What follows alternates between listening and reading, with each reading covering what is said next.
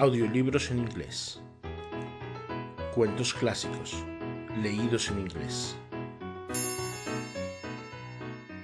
The Story of the Three Little Pigs. Once upon a time, there was a sow with 3 little pigs. The whole mother did not have enough to keep them, and so she sent them out into the world to seek their fortune. The first that went off met a man with a boundless sword and said to him, "Please, man, give me that straw, do me a house." which the man did, and the little pig built a house with it. Presently, a wolf came along, who knocked at the door and said, Little pig, let me come in. "The which the pig answered, "No, no, no, but here my chenny chen chen." The wolf then answered to that, They don't house, an old puff, an old broad house. So he huffed and he puffed until he blew the house in and ate up the little pig. The second little pig met man with a broom of wood stakes and said, "Please, man, give me some of those sticks to build a house." which the man did, and the pig built his house. Then along came the wolf and said, Little pig, let me come in. "No, no, no, but here my chenny chen chen." They don't house, an old puff, an old broad house. So he huffed and he puffed and he puffed and he huffed, and at last he blew the house down and he ate up the little pig. The third little pig met a man with a lot of bricks and said, "Please, man, give me those bricks to build a house."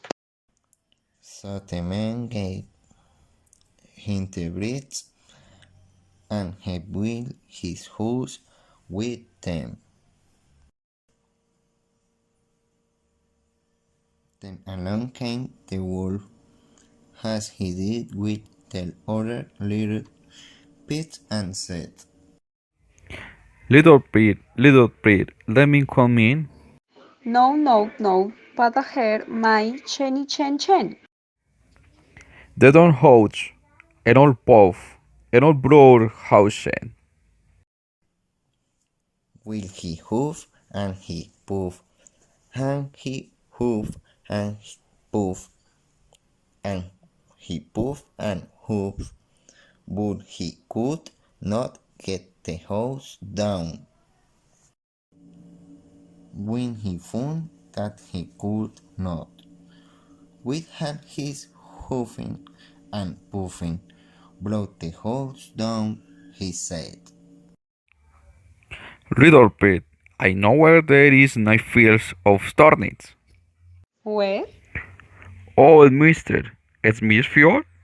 If you were ready tomorrow morning, I will come for you, and we will go together to get some for dinner. "Very well, I will be reading. What time do we going?" At 6 o'clock. Well, the little pig got up at 5 and got the turnips before the wolf came. When the wolf came about 6, he said, Little pig, are you ready? "I have been and come back again and got a nice bat for dinner." The wolf felt very hungry at this, but thought that he would get to the little pig somehow or others. So he said, I know where there is a nice apple tree Where? down at my garden. replied the wolf, If we want now the cheese meat, and welcome for you at 5 o'clock tomorrow, and we'll go get some apples. with the little pig bustled out the next morning at 4 o'clock and went off for the apples, hoping to get back before the wolf came.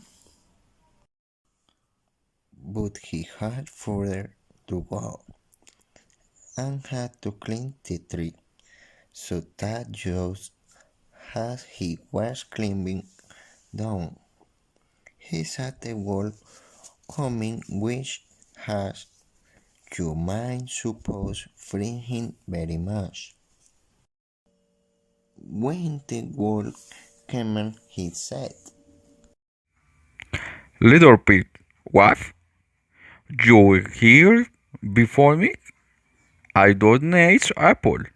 Yes, very much. I will throw you down one. and he threw it so far that while the wolf was going to pick it up, the little pig jumped down and ran home. The next day the wolf came again and said to the little pig, Little pig, there is a fresh chicken this afternoon. Would you like it to go? Oh, yes. I will call. I wait time reading. At 3. so the pig went out before the time's usual and got to the fair. There he bought a butter churn which he was going home with. When he saw the wolf coming, this time he did not know what to do, so he entered the churn to hide. By doing so, the churn turned over and it rolled down the hill with the pig in it, which frightened the wolf so much that he ran home with going to the fire. He went to the little pig's house and told him how frightened he had been by a great round thing which came down the hill past him. Then the little pig said, "No." The wolf was very hungry indeed, and declared he would eat up the little pig, and that he would get down the chimney after him. When the little pig saw what he was about, he hung on the pot full of water and made up a blazing fire. Then, just as the wolf was coming down, he took off the cover and in fell the wolf. The little pig put on the cover again in an instant, boiled up the wolf, and ate him for supper, and lived happy ever afterwards.